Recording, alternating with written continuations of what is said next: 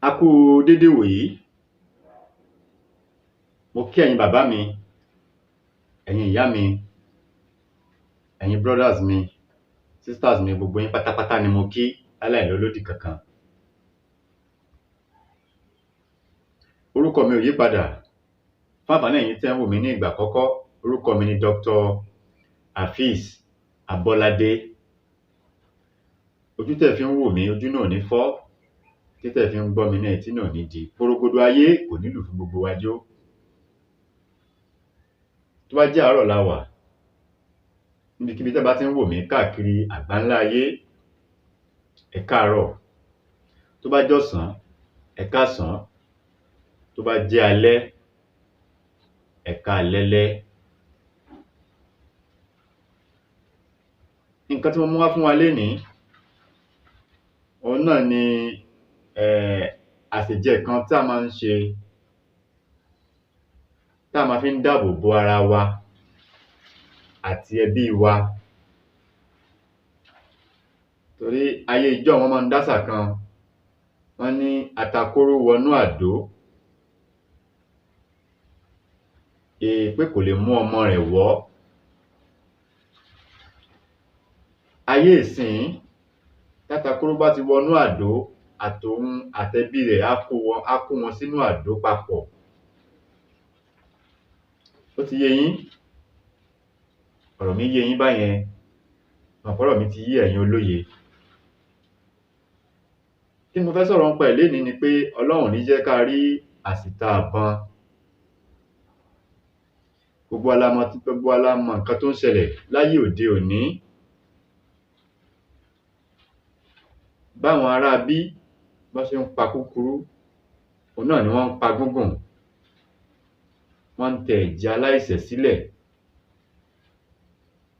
A gbọ́dọ̀ rìn mọ́ lójú pópó.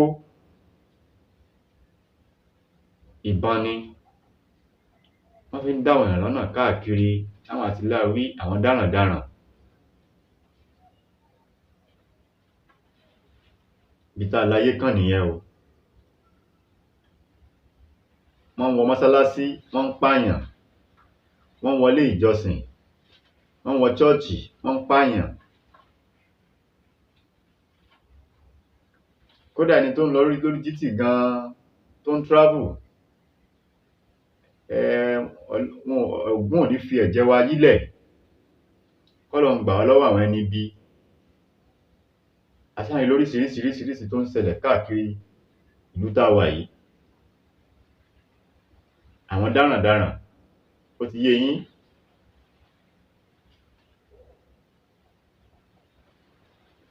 Bọ́rọ̀ wọn ṣe jẹ́ nìyẹn. Kí la wá ṣe? Àmọ́ iṣẹ́ yìí mi ò fi sílẹ̀ nítorí ìwọ jàǹdùkú. A fi iṣẹ́ yìí sílẹ̀ nítorí ìwọ tí ò ń ja olè. Ìwọ tó ń jalè, tó bá lo iṣẹ́ yìí, ìbọn wọn fi pa ẹ́ o, pẹ̀lú àṣẹ Èdùmàrè. Ẹni tó bá jẹ́ pé olè ló ń jà,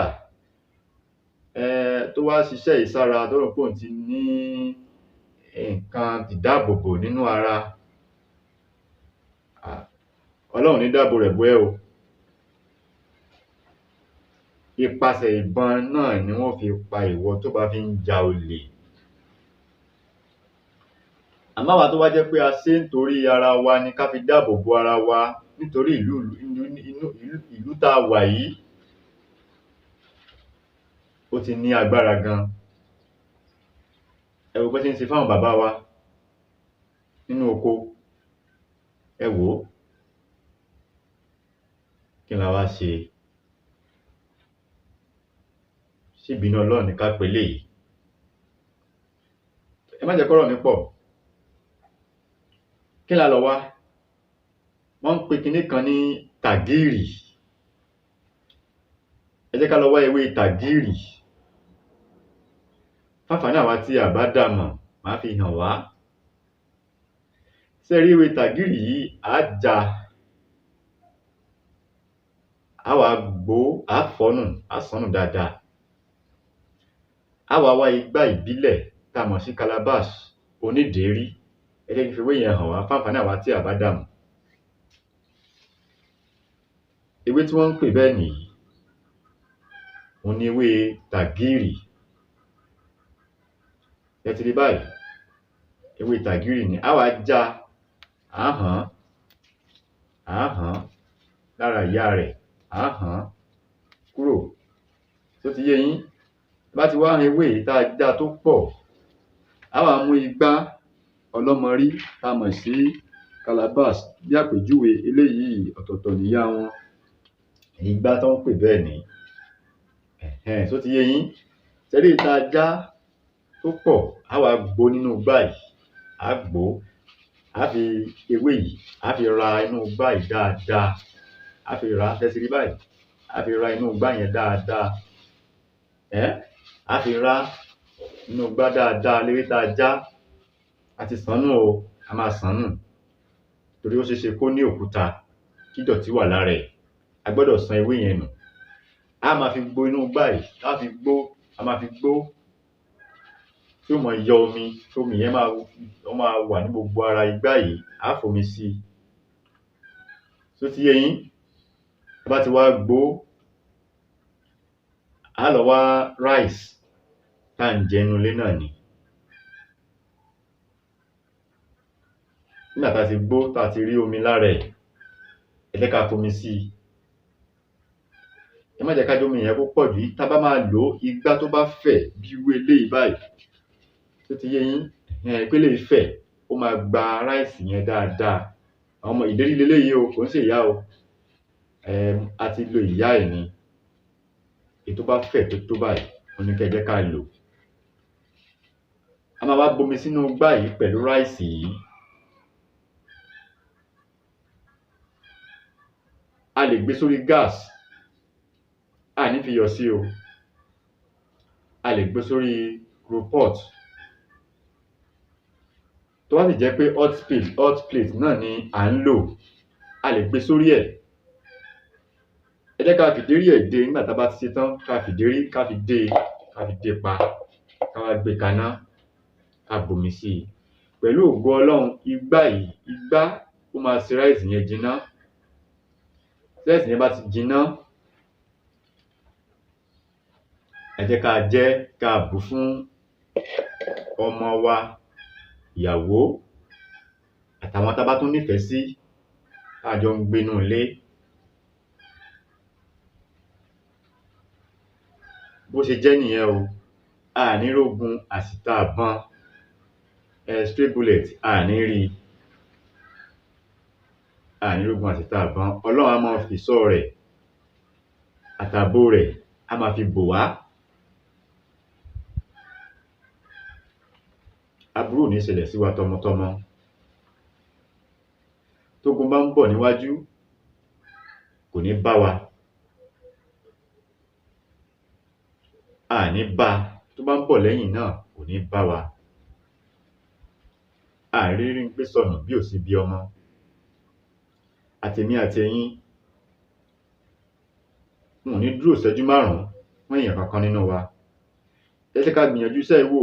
Àmọ́ ìwọ tó bá fẹ́ fi iṣẹ́ yìí máa fi ṣiṣẹ́ láabi, pé wá níṣẹ́ yìí lọ́wọ́, o ti jẹ́ o fẹ́ máa jalè, ìbọn náà wọ́n fi pa ẹ́. Bí ó ṣe rí nìyẹn. Ìwọ tó bá sọ pé oníṣẹ́ lọ́wọ́ tó fi ń dàlúrú, wọ́n padà fìbọn pa ẹ́ ni. Ẹ jẹ́ ká fi iṣẹ́ yìí, ẹ jẹ́ ká ṣe. Ẹ bá mi share fídíò yìí, ẹ bá mi like ẹ̀, ẹ subscribe sórí channel yìí. Ẹ má gbàgbé láti subscribe. Nǹkan pọ̀ tá máa sọ ní nǹkan agbára. Ẹ bá wa share fídíò yìí káàkiri àgbáńlá ayé. Ẹ pé kò ná wa lóògùn rárá. Ewé yẹn nìkan náà ni a máa fi gbo inú igbá. Kò jù bá náà lọ. Orúkọ mi ni Dr. Hafiz Abolade. Ojú tẹ́ fi ń wò mí, ojú náà ní fọ́ o. Bí iṣẹ́ yẹn ṣe rí nìyẹn. Ọlọ́run á ràn wá lọ́wọ́. Ọlọ́run á jẹ́ ká rí ṣe. Ẹ jẹ́ ká ṣe, ká fi dáàbò bo ara wa. Ẹ wá fẹ́ pè mí láti béèrè ìbéèrè lórí àwọn fídíò àbí nǹkan tí ò bá yé yín, ẹ pè mí sí nọ́mbà 08039336675 tàbí 08053133142. Ire o.